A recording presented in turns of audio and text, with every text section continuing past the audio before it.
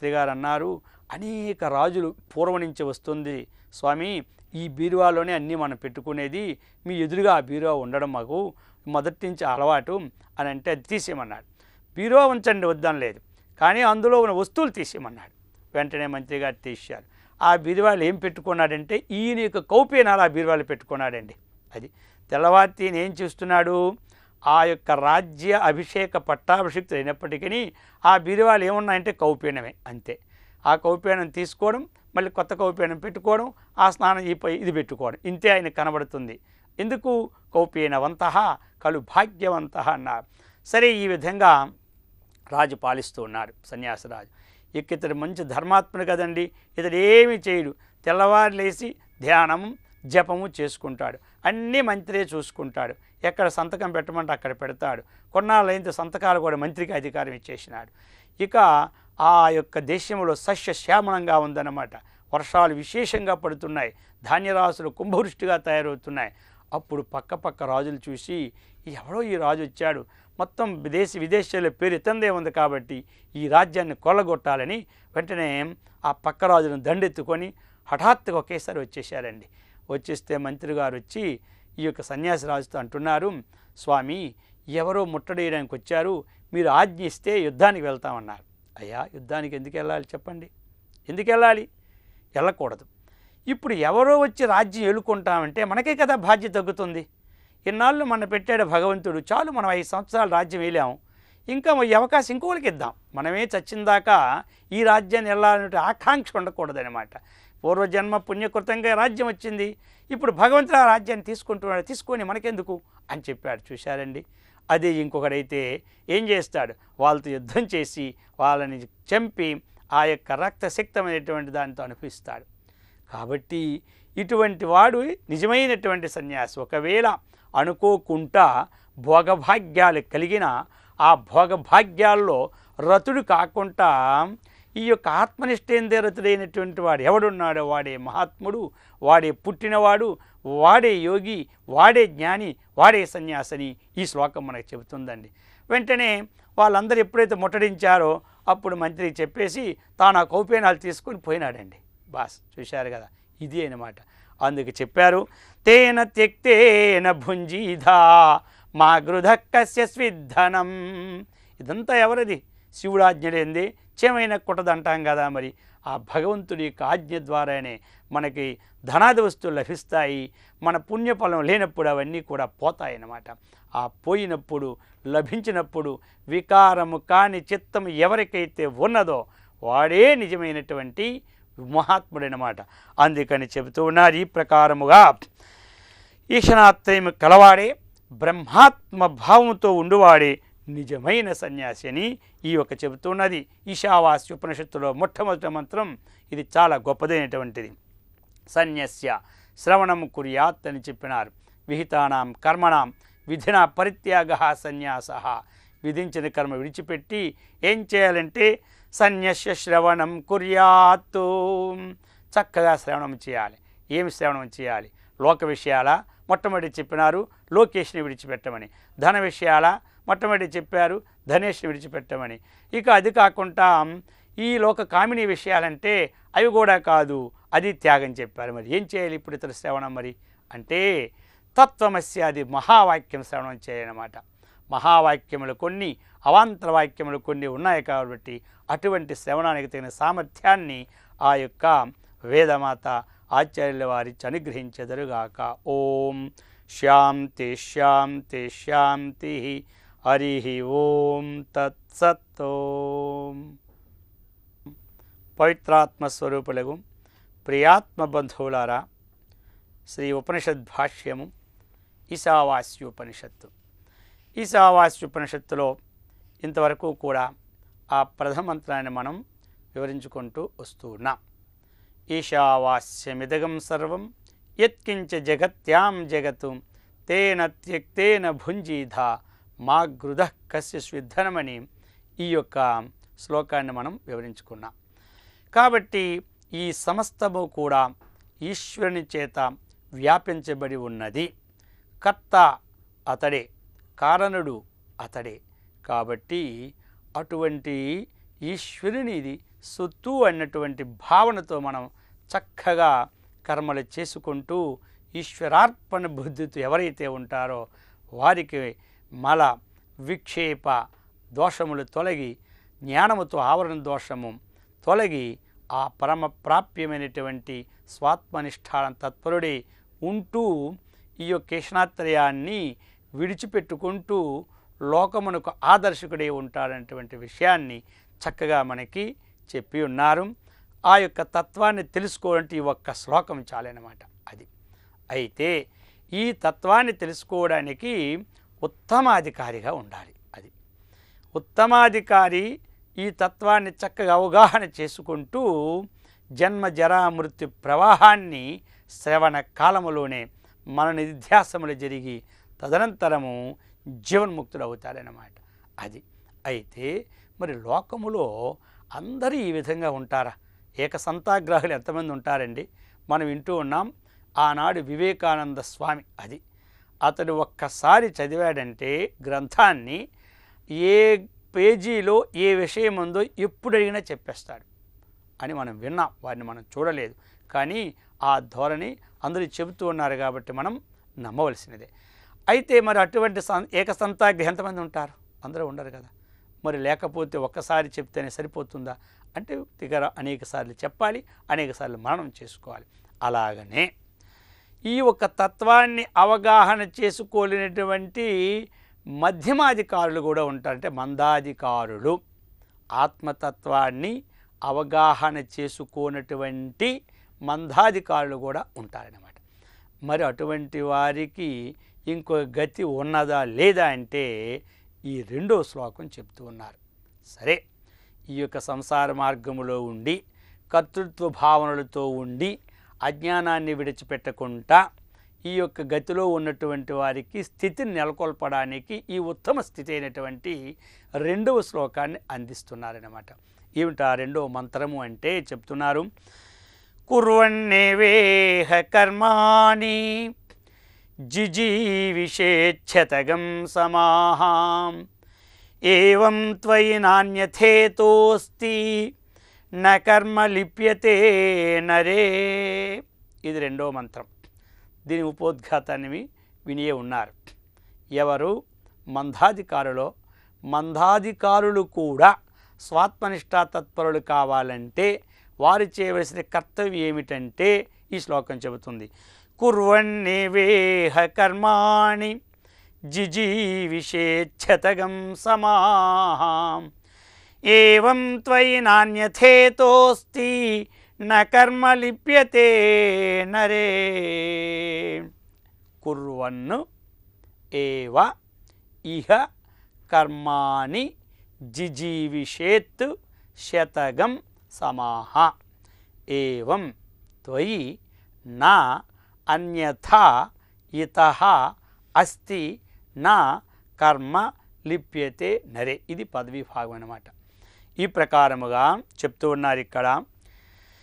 ఇహ ఈ లోకములో శతగం సమాహ జిజీవిషేత్, అది 100 సంవత్సరాలు జీవించాలని ఇచ్చ ఉన్న ఎడలా, అంటే 100 సంవత్సరాలు జీవించడానికి ఎవరికైతే ఇచ్చ ఉంటున్నదో అటువంటి వారు ఏం చేయాలి మరి అంటే కర్మాని కుర్వన్ను, ఇది కంటిన్యూషన్ అన్నమాట. పశ్యన్ శృణ్వన్ స్పృశన్ జిగ్రన్ అనేది ఏమిటి? చూస్తూ తింటూ ఉంటూ నడుస్తున్న అర్థం. ఇది కూడా ఏమిటి? కంటిన్యూషను, అసమాపక క్రియ అంటారు. ఎక్కడైతే ఆ క్రియ సమాప్తము లేదో దాన్ని ఏమిటి? అసమాపక క్రియ. దాన్నే ఇంగ్లీష్లో కంటిన్యూషన్ అంటారు. అంటే ఏమిటి? కర్మ చేస్తూ ఉండాలన్నమాట. అది ఎంతవరకు ఉండాలంటే 100 సంవత్సరాలు జీవించడానికి ఎవరైతే కోరుకుంటారో వారందరూ కూడా జీవించి ఉన్నంత వరకు కుర్వన్ను ఏవా కర్మ చేస్తూనే ఉండాలని చెప్పినారు. అది కాబట్టి ఏం చేయాలి? ఇప్పుడు మనం కర్మలు చేస్తూనే ఉండాలి. అది ఏవం త్వయి, ఏవం అంటే ఈ ప్రకారముగా నరే నరాభిమానియగుత్వయి నీయందు, అంటే ఈ దేహాభిమానము గల నీయందు ఈ కర్మలు చేస్తూనే ఉండాలన్నారు. నా అన్యథా అంటే ఇతహ దీనికంటే అధికమైనటువంటి పంథ మార్గము, అన్యథా వేరే మార్గము నాస్తి అంటే నాస్తి అంటే లేదు.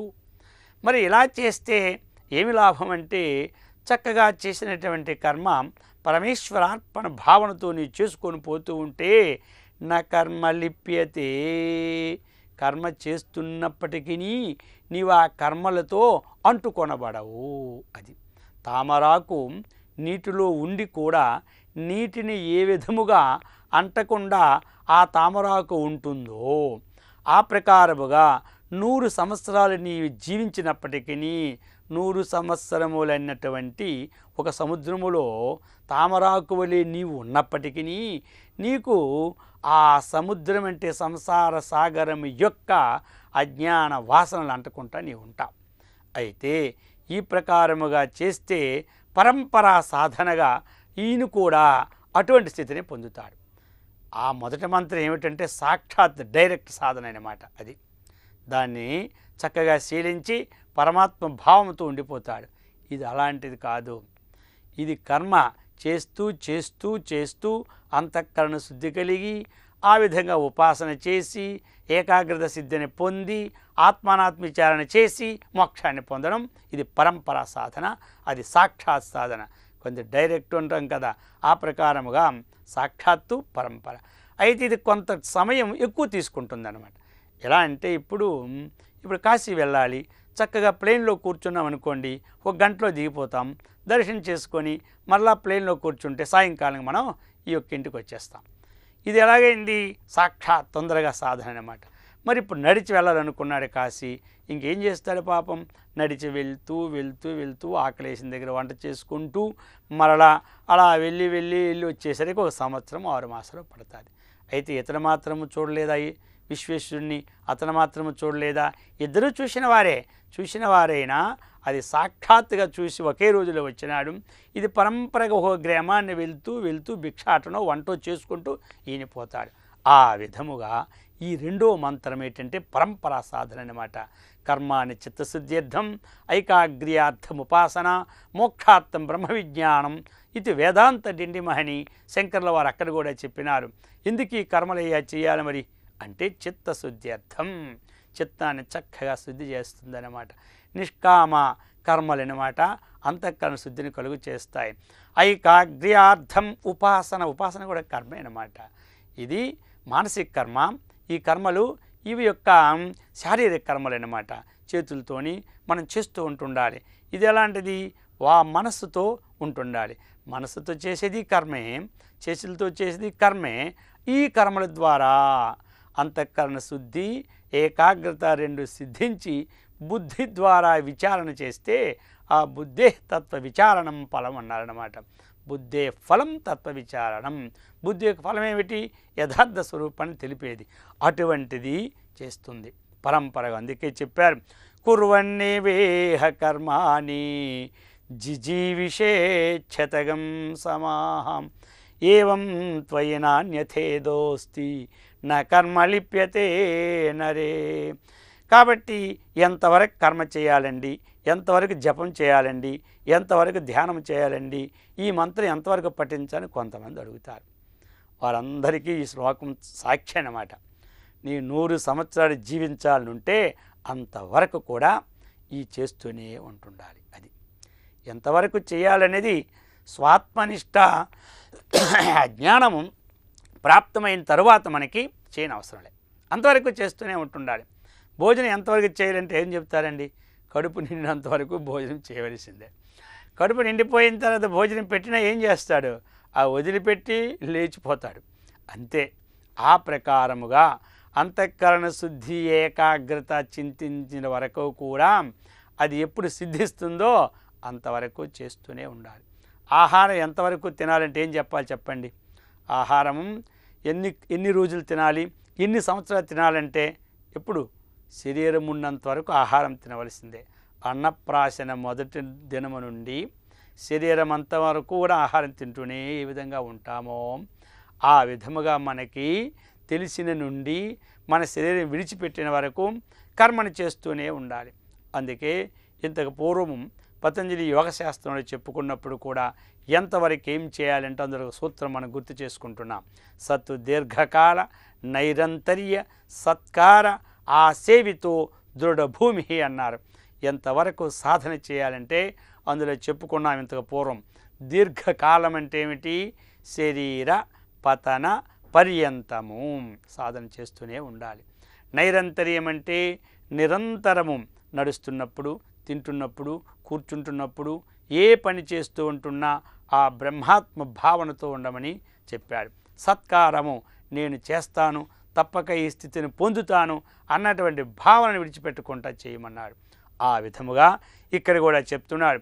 కుర్వన్నేవేహ కర్మాణి జిజీవిషేచ్ఛతగం సమాహం ఏవం త్వయి నాణ్యథా ఇతః ఇతః ఇంతకంటే వేరే మార్గం నీకు లేనే లేదని శృతి ఖండిస్తుందన్న వేదం ఇక్కడ చెబుతూ ఉన్నదన్నమాట. ఇంకో విడిచిపెట్టి ఇంకో మార్గాన్ని పోయామనుకోండి, ఆ మార్గంలో కూడా ఈ కర్మలు చేస్తూనే ఉంటుండాలి. అందుకనే ప్రారబ్ధం భోగతో నశ్యేత్ అన్నాడు. ఎవరికైనా సరే ప్రారబ్ధం అనేది చేయిస్తూ ఉంటుంటుంది. అనుకుంటాం ఏమిటో ఇందులో పడిపోయినాం, ఎక్కడో ఉంటే ఎంతో బాగుండు కదా అనుకుంటాం. కానీ మన ప్రారబ్ధము ఇందులోనే ఉండవలసిన స్థితి ఉంది కాబట్టి ఇది విడిచిపెట్టి పోవాలంటే మన తరమే కాదు. మళ్ళీ ఎప్పుడు పోగలమంటే మన ప్రారబ్ధము క్షయమైపోయింది అనుకోండి, అప్పుడు ఇక్కడి నుంచి ఇంకో దగ్గరికి మనం వెళ్ళగలం అన్నమాట. ఆ ప్రకారముగా ఎక్కడ ఉండాలి, ఏ నీరు మనం త్రాగాలి, ఏ భోజనం చేయాలి, ఇదంతా ముందే మనకి భగవంతుడు మన యొక్క వేద సమ్మత ప్రకారంగా చెప్పి ఉన్నాడు. కాబట్టి దాని యందు మనం విశ్వాసం ఉండి చక్కగా ఆచరించినట్లయితే మనము కూడా అన్నీ విడిచిపెట్టి ఆ యొక్క యతులు సన్యాసులు ఏ స్థితినైతే పొందినారో అటువంటి స్థితినే మనం పొందుతాం. అందులో ఆవగింజంత సందేహము లేదు. అయితే ఏముండాలి మరి? దీని యందు విశ్వాసం ఉండాలన్నమాట. ఆ విశ్వాసము మానవుని ఊర్ధ్వలోకమునికి కొనిపోవును, అవిశ్వాసము అధోలోకమును కొనిపోవునని పెద్దలు మనకు చెప్పి ఉన్నారు. అటువంటి విశ్వాసాన్ని మనకి చక్కగా శృతిమాత ఆ యొక్క ఆచార్యుల వారి అనుగ్రహించెదరుగాక. ఓం శాంతి శాంతి శాంతి. హరి ఓం తత్సత్. ఓం. పవిత్రాత్మస్వరూపులకు ప్రియాత్మ బంధువులారా, శ్రీ ఉపనిషద్ భాష్యము ఈశావాస్యోపనిషత్తు. ఈశావాస్యోపనిషత్తులో రెండవ మంత్రాన్ని వివరించుకుంటూ ఉన్నాం. కుర్వన్నేవేహ కర్మాణి జిజీవిషేచ్ఛతగం సమాహాం ఏవం త్వయి నాణ్యథేతోస్తి న కర్మ లిప్యతే నరే అని మనం వివరించుకుంటూ ఉన్నాం. 100 సంవత్సరములు జీవించుడికి ఇష్టపడినట్లయినా అంతవరకు కర్మలు చేస్తుండనే ఉండమని చెప్పింది శాస్త్రం. అయితే ఏ కర్మలు మనం చేయాలి, ఏ కర్మలు చేయాలి అనేది ఇప్పుడు ప్రశ్న అన్నమాట. ఈ విధంగా మనకి వేదం చెప్పింది 2 మార్గాల్లో కూడా. ద్వావిమౌ పథ పంథానౌ యత్ర వేదా ప్రతిష్ఠితాః ప్రవృత్తి లక్షణో ధర్మో నివృత్తౌ చ విభావితః. కాబట్టి వేదం కూడా చెప్పింది మనకి ప్రవృత్తి ధర్మము, నివృత్తి ధర్మం. అంటే ప్రవృత్తి కర్మ, నివృత్తి కర్మ అన్నమాట. ద్వావిమౌ అని మనకు చెప్పారనమాట. ఇమౌ ద్వౌ, అది ద్వౌ నిష్ఠౌ అని శాస్త్రం కూడా చెప్పింది. ద్వౌ భాగౌ అని ఈ ప్రకారముగా మనకి ఒకటి జ్ఞానకాండ సిద్ధాంతము, ఇంకోటి కర్మకాండ సిద్ధాంతం. లోకంలో ఉన్నవి 2 అన్నమాట. అందుచేత ఈ కర్మకాండలో ఉన్నటువంటి కర్మ, ఏ కర్మ చేయాలి, ఏ కర్మ చేయకూడదు అన్నటువంటి విషయాలను కూడా ఈ శ్లోకం మనకి వ్యక్తీకరణ చేస్తూ ఉందన్నమాట. కర్మలు కామ్య నిషిద్ధ వర్జన పురస్సరం అని శాస్త్రం చెప్పిందనమాట. నిత్య నైమిత్తిక ప్రాయశ్చిత్త ఉపాసనాది కర్మ అని చెప్పింది. కాబట్టి ఈ కర్మలు మనకి పుణ్య కర్మలు ఉన్నాయి, పాప కర్మలు ఉన్నాయి. వేదం ఏమి చెప్పిందో ఆ విహిత కర్మలన్నీ పుణ్యకర్మలుగా పరిగణింపబడతాయి, వేద నిషిద్ధ కర్మలన్నీ పాపకర్మలుగా పరిగణింపబడతాయి అన్నమాట. అందుచేత మానవుడు పుణ్యకర్మలు చేయాలి, పాపకర్మలు విడిచిపెట్టాలి. అది అందుకు చెప్తున్నారు. ఇందులో కూడా కామ్య కర్మలు కొన్ని, నిషిద్ధ కర్మలు, నిత్య కర్మలు, నైమిత్తిక కర్మలు, ప్రాయశ్చిత్త కర్మలని ఈ కర్మల యొక్క విశేషం ఇట్లా ఉన్నదన్నమాట. అందులో మనము చెప్పింది శాస్త్రం ఫలోద్దేశేన విధీయమానాని కర్మాని కామ్యాని అని చెప్పింది. ఒక ఫలాన్ని ఉద్దేశించి చేయబడే కర్మను కామ్యకర్మ అన్నారన్నమాట. ఆ ఫలమును ఉద్దేశం లేకుండా చేసే కర్మను నిష్కామకర్మ అన్నారన్నమాట. సకామకర్మ, నిష్కామకర్మ అన్నటువంటి కర్మ రెండు విధాలుగా ఉంటుంది. అందులో ఇప్పుడు కామ్యకర్మని చెప్పుకున్నాం కాబట్టి నిష్కామానికి పోకుండా సకామాని కర్మ అన్నమాట. ఈ యొక్క కర్మలు ఎలా అంటే మనకి ఇష్ట సాధనము, అటువంటి ప్రాప్తి, ఇష్టప్రాప్తి కలగాలంటే దానికి ఏ క్రియ అయితే వేదంలో చెప్పారో ఆ క్రియని చేస్తూ ఉంటుండాలి. అది ఇప్పుడు మనం స్వర్గలోకాన్ని పొందాలంటే జ్యోతిష్ఠోమాది యాగాన్ని చేయాలి. ఆ జ్యోతిష్ఠోమాది యాగం ఎప్పుడైతే చేస్తామో అప్పుడు మనకేమిటి స్వర్గలోక ప్రాప్తి కలుగుతుందన్నమాట. ఆ విధముగానే జీవనస్య, ఇంకా కొంతమంది ఈ జీవించడానికి తగినటువంటి ఆలోచనతో జీవన్ జుహీయాత్ అనే కర్మ చేస్తూ ఉంటుంటారు. ఈ విధముగా అగ్నిహోత్రం జుహోతి, అగ్నిహోత్ర కర్మను కూడా చేస్తూ ఉంటుంటారు. ఇటువంటి కామ్య కర్మలు అన్నమాట ఇవన్నీ కూడా. ఇంకా మరి కొంతమంది పుత్రులు లేరనుకోండి, అప్పుడు ఏం చేస్తారు, పుత్రకామేష్టి యాగం చేస్తారు. దశరథుడు వారు చేశారని, దశరథ మహారాజు గారు ఇటువంటి యాగాన్ని చేశారన్నమాట.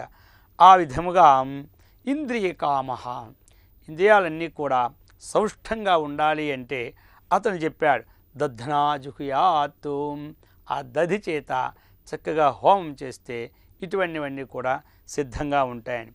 ఈ ప్రకారముగా ఇంకా మరికొన్ని బావుల్ని త్రవ్వించడము, చెరువుల్ని త్రవ్వించడము, బాటసారులకి మధ్య మధ్య ధర్మసత్రాలని కట్టించడము, ఇవన్నీ కూడా మనం పుణ్యకర్మలే అన్నమాట. ఇటువంటి కర్మలు అన్నీ కూడా రెండు విధాలు. మనము ఫలమును ఉద్దేశించి చేస్తే ఆ కర్మలకు ఫలం వస్తూ ఉన్నది. అయితే ఫలభావమును విడిచిపెట్టి చేస్తే మనకి ఆ కర్మఫలము రాదు అన్న మాట లేదు, అంటే వస్తుంది అన్నమాట. మనము ఎందుకు అంటే భగవంతుడు మొట్టమొదటి ఏ కర్మ చేస్తే ఏ ఫలితం అనేది నిర్ణయించి పెట్టేసినాడు.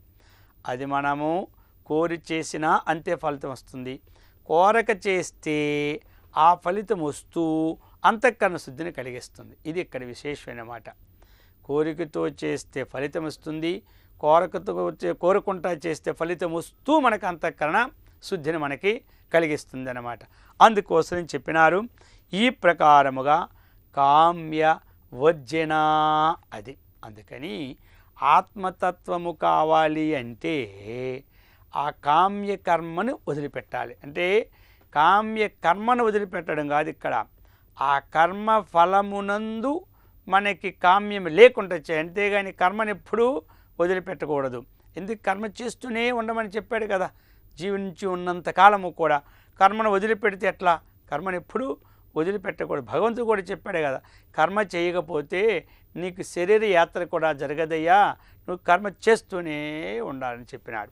ఆ ప్రకారముగా ఇక నిషిద్ధ కర్మలు, కామ్యకర్మలు ఎందు ఫలితాన్ని విడిచిపెట్టమన్నాడు, నిషిద్ధ కర్మలు పూర్తిగా విడిచిపెట్టమన్నాడు. ఈ నిషిద్ధ కర్మలు చేసి ఫలం విడిచిపెట్టడం కాదు, ఇక్కడ నిషిద్ధ కర్మలనే విడిచిపెట్టాలి. ఇక్కడ ఏమిటా నిషిద్ధ కర్మలు అంటే నరకాది అనిష్ట సాధనాని అని చెప్పినాడు. కాబట్టి నరక లోకమునకు వెళ్ళడానికి ఏ క్రియలైతే చేస్తున్నామో ఆ క్రియల పేరు నిషిద్ధ కర్మలు అన్నమాట. అవి ఏమిటవి అంటే చెప్తూ ఉన్నారు, గోవుల్ని హత్య చేయడము, సురాపానము చేయడము, పరదారని అపహరించడము, ఈ విధంగా చేస్తున్నటువంటి కర్మలన్నీ కూడా అవి నరకానికి హేతువులు కాబట్టి అటువంటి పాపకర్మలు చేయకూడదని చెప్పాడనమాట. మాహింసా సర్వభూతాని మా సురాపానం పిబేత్తు మా బ్రాహ్మణో నహంతవ్య మా బ్రాహ్మణో హంతవ్య.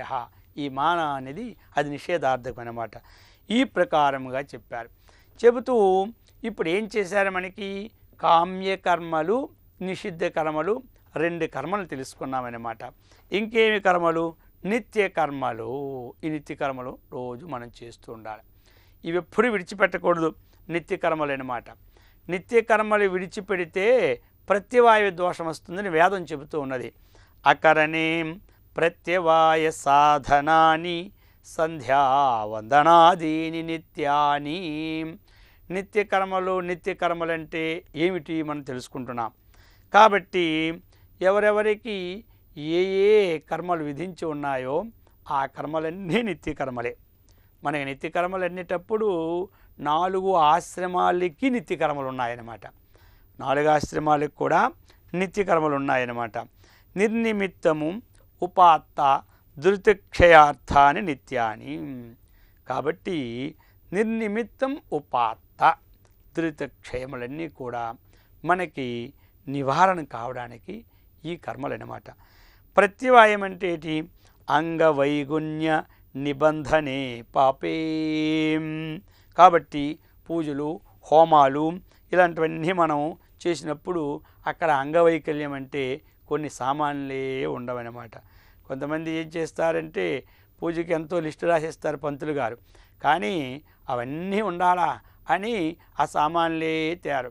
ఏమండి పంతులు గారు అందులో రాశారే కదా, ఏమి ఫలాద్దే ఏదైనా లేకపోతే అక్షతాన్ని సమర్పయామి, యజ్ఞోపవీత దక్షితాన్ని సమర్పయామి, ఈ ప్రకారముగా వస్త్రార్థ దక్షితాన్ని సమర్పయం అంటున్నారు కదా, అలాగే నైవేద్యమార్థ దక్షితాన్ని సమర్పయానండి అంటాడనమాట. ఈ ప్రకారముగా అలాగ అంగవైకల్యముతో చేస్తే ఆ పూజల్లో దోషం వస్తుంది అన్నమాట. అది చెబుతూ ఉన్నారు. కాబట్టి ఇంత పూజ ఎందుకు చేయాలి, ఏమీ లేక మనం ఆ విధాన సంకల్పం లేకపోతే లేదా భక్తి, చక్కగా ఆ భగవంతుణ్ణి నిర్మలంగా చెప్పారు. పత్రం పుష్పం ఫలం తోయం యో మే భక్త్యా ప్రయచ్చతి తదహం భక్త్యుపహృతం అస్నామి ప్రేతాత్మనః. సరే, ధనముండి శరీరంలో సౌష్ఠవం ఉంటే పూజలు చేయొచ్చు, ఎందుకంటే సార్థక చేసుకోవచ్చు జన్మ. మరి అది ఇది లేనప్పుడు ఏదో పెట్టి దానికోసం ఇదేదో అర్పించే కన్నా భగవంతుడు చెబుతున్నాడు, భక్తితో నాకు కొంచెం జలం ఇచ్చినా చాలయ్యా, ఒక్క పత్రం వేసినా చాలయ్యా, లేదు చిన్న ఫలం నీకేది శక్తి ఉంటుంది, పత్రమో ఫలమో అది లేకపోతే జలమైనా సమర్పించు భక్తితో అన్నాడు. ఇప్పుడు మనకి రుక్మిణీదేవి ఆ శ్రీకృష్ణునికి ఏమి సమర్పించిందండి, మంచి భక్తితో ఆ తులాభారం వేయడానికి శక్తి ఆవిడికి లేక ఏమి ఆ యొక్క సత్యభామ ఎంత ధనం ఇచ్చినా ఆ శ్రీకృష్ణుడు తూగాడా, త్రోగనే లేదు. ఆఖరికి రుక్మిణీదేవి ఏం చేసింది, ఒక్క తులసి పత్రం తెచ్చి వేసిందండి. అందులో వేస్తే చక్కగా తులాభారం ముళ్ళు కరెక్ట్ వచ్చింది. అంటే అర్థం ఏమిటి, భక్తి లేని కూడు ఏమి ఎంత పెడితే ఏమి లాభం చెప్పాడు. గంగి గోవు పాలు గరిటిడైనని చాలు అన్నాడు, కడవ నిండనేమి కర్మపాలు అన్నాడు. గాడిద పాలు ఎన్నుంటే ఏమి లాభం, ఆ విధంగా ఆ భక్తితో పెట్టిన కొంచెమైనా చాలన్నమాట. అందుకని చెప్పినారు. ఈ ప్రకారముగా మన దగ్గర సామాన్లు లేవని, మనకు చదువు రాదని చింతే వద్దు. భగవంతు నిర్మలంగా మనం చక్కగా ఒక్క నమస్కారం చేసినా చాలన్నమాట. అర్చనం వందనం దాస్యం సఖ్యమాత్మనివేదనం అని చెప్పారు. అందుకోసం ఇప్పుడు ఈ నిత్య కర్మలన్నీ కూడా ఈ విధంగా మనం ఆచరించాలన్నమాట. అయితే మరి ఈ నిత్య కర్మలన్నీ అందరికీ ఒకలా ఉండవు, ఒక్కొక్కరికి ఒక విధంగా ఉంటాయన్నమాట. ఎలా అంటే ఇప్పుడు బ్రహ్మచారి ఉన్నారు, ఆయనకేం నిత్య కర్మలండి అంటే ప్రాతకాలము, సాయంకాలము, సంధ్యావందనము, వేదాధ్యయనము, గురుకులములో గురువు గారికి భిక్ష తేవడం, ఇవన్నీ వారికి నిత్య కర్మలన్నమాట. ఈ విధంగా అన్నమాట చెప్పినారు. 3 దినాలు కానీ సంధ్యావందనం చేసుకోక గాయత్రి మంత్రం పఠించుకుంటూ ఉంటే వారు మరలా ఉపనయనం చేసుకోమని చెప్పింది శాస్త్రం అన్నమాట. ఎందుకంటే దోషమాట అది. ఆ ప్రకారముగా యో అనధీత్య ద్విజో వేదం అన్యత్ర కురుతే శ్రమం సజ్జీవన్నేవతు శూద్రత్వం ఆసు గచ్చతి సాన్వయ అని శాస్త్రం చెబుతుందండి.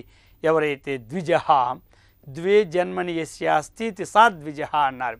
పుట్టినప్పుడు ఒక జన్మ, ఉపనయన కర్మ అయితే వానికి రెండో జన్మ, వారందరూ ద్విజులేనమాట. అటువంటి ద్విజులు ద్విజుడు అనధీత్యాం వేదాన్ని అధ్యయనం చేయకుండా అన్యత్ర కురుతే శ్రమం అన్యత్ర చేస్తూ ఉంటుంటాడో సజ్జీవన్నేవత్ శూద్రత్వం, సంధ్యావందనాదులు చేయకుండా, వేదాధ్యయనం చేయకుండా, బ్రహ్మచర్య నియమాన్ని పాటించకుండా బ్రహ్మచారి కాలములు ఎవడుంటాడో వాడు శూద్రుడితో సమానమని. ఆసు గచ్చతి సాన్వయ, బ్రతికి ఉన్నప్పుడు వాడు బ్రాహ్మణుడైనను శూద్రునిగా పరిగణింపడతారని శాస్త్రం చెబుతుందన్నమాట. ఈ ప్రకారముగా నిత్యకర్మలు చేసుకుంటూ ఉంటుండాలి. ఇక మరి గృహస్థులకు నిత్యకర్మ ఏమిటి అంటే దేవయజ్ఞము, ఋషి యజ్ఞము, పితృయజ్ఞము, అతిథి యజ్ఞము, భూతయజ్ఞము, ఇవన్నీ కూడా నిత్యకర్మలన్నమాట. అందుచేత దేవతారాధన సామాన్య విశేషం వా అని అన్నారు. ఈ ప్రకారముగా మనకి దేవతారాధన చేసుకోవాలి. ప్రతి వారు కూడా ఎవరికి ఇష్టదేవతో ఆ ఇష్టదేవతని అర్చించుకోమని చెప్తుంది ఈ మంత్రం అన్నమాట. కాబట్టి ఈ ప్రకారముగా అటువంటి సత్కర్మనిష్టను, భగవద్భక్తిని, ఆత్మజ్ఞాన సంపత్తిని ఆ వేదమాత ఆచార్యుల వారు మనకిచ్చి అనుగ్రహించెదరుగాక. ఓం శాంతి శాంతి శాంతి. హరి ఓం తత్సత్. పవిత్రాత్మస్వరూపులకు ప్రియాత్మ బంధువులారా, శ్రీ ఉపనిషద్ భాష్యము ఈశావాస్యోపనిషత్తు. ఈశావాస్యోపనిషత్తులో రెండవ మంత్రాన్ని వివరించుకుంటూ ఉన్నాం. కుర్వన్నేవేహ కర్మాణి జిజీవిషేచ్ఛతగం సమాహాం ఏవం త్వయి నాన్యథేదోస్తి న కర్మ లిప్యతే నరే. ఈ మంత్రం చెప్తూ ఉన్నది పూర్వమంత్రంలో చెప్పినటువంటి ఆ యొక్క సమస్త